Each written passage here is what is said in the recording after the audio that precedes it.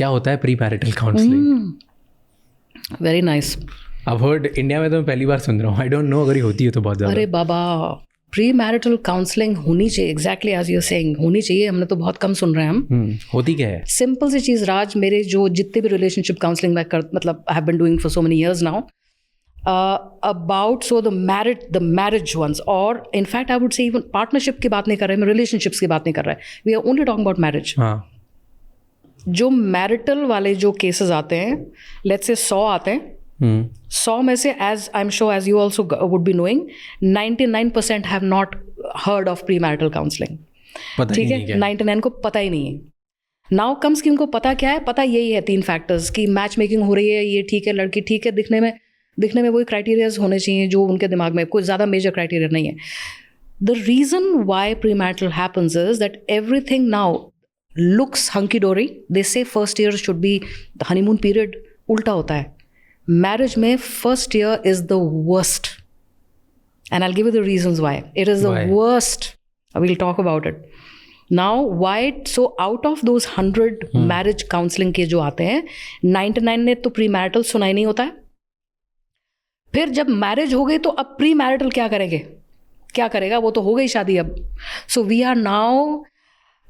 Are going helter skelter, हाथ पैर मार रहे हैं ये दोनों कि यार इसको बचाएं या फेंकें गार्बेज में, क्या करें। they have no idea.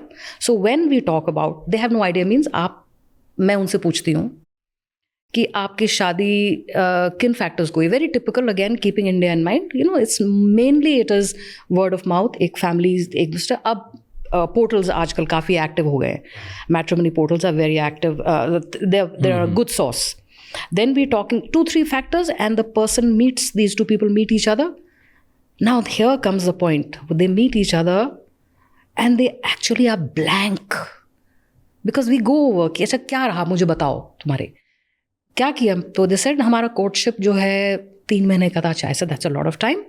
फिर आगे क्या करते थे आप लोग? मूवी के लिए चले गए, फिल्म के लिए चले गए, कभी उनकी फैमिली हमारे यहाँ आ गए, कभी हम वहाँ। अच्छा, मैंने कहा ऐसी सोशलाइजिंग चल रही है। हाँ, तो ऐसे ही तो होता है। मैंने कहा अब किन बातों में झगड़ा हो रहा है?